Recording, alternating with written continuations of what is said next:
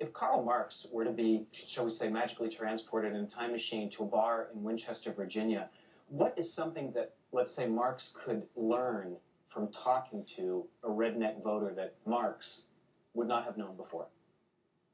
I think Marx understood it totally. So, false consciousness and all of it. You know, people forget. That was Orwell. Anyway, it was good. That you could have a viable political entity based on a sports team.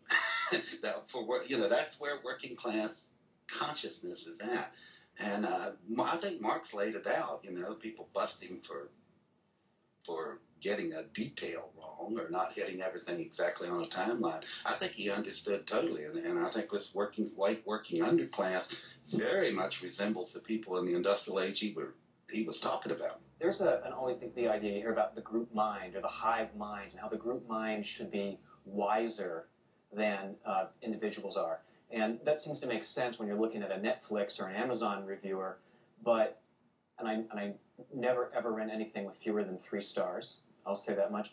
But I can't honestly say that I see much evidence of an intelligent hive mind where it comes to the healthcare reform debate. And why does the truth not get out in some way and affect people in the greater, the hive mind? Yeah, you know, I really do believe in co-intelligence. I also believe not a shred of it exists in the United States anymore. Because the white noise, the static signal, the environment, the informational environment, you know, man is a mimicking monkey. You know, I mean, mimicking ape. I look around, you know, I want to do what my neighbors do, and so on. And I just don't see group intelligence coming together. Through some miracle, if meaningful healthcare reform actually happens, does this current iteration of the right-wing movement that we're seeing in these town hall meetings, the birthers, all this, does that fade away, or does it come back even stronger and more thuggish after healthcare reform would be passed? I think they never quit fighting. They haven't quit fighting since Roosevelt. They're still pissed about that. I mean, they've been working to take back every single advance that came along with the Roosevelt administration, and they work at it to this day. You know, they're not going to go away. But again, the demon they, you know, and I don't think it's going to happen in a real sense of the word, if everybody had one generation of the security, if children grew up healthy, you know, with reasonable security, it would become an accepted thing and nobody could ever take it away again. That's a great point. Hopefully.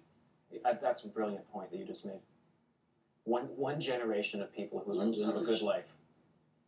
Yeah. True.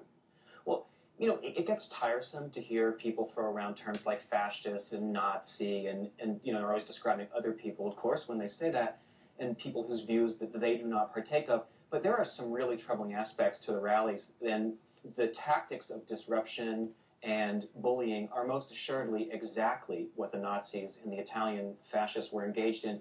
Are these people a worry to you? Should we be worried about some of these people, or is it, like you were saying before, this kind of bread and circus kind of thing where, you know, they're just debating about the small things and ultimately I didn't say it wasn't important. It's a bloody bread and circus, but now, I know everybody throws the word fascist around. You know, I quit about a year ago because it had been worn out, but I've been using it for 3 or 4 years. And see, my feeling is, if fascism, by Mussolini's own description, is an alliance between the government and business, you know, the military and the church will follow, but alliance primarily between those two things to exploit the people is fascism. If that's so, then it's been a fascist state since the Clinton era. Mm-hmm. People are so simplistic that, you know, they only know the cartoon version, the cartoon comic book version of history or whatever. You don't have to be a historian. Okay, it's thugs that beat people up and yell at people. No, it's the government and corporations working together to subvert the people.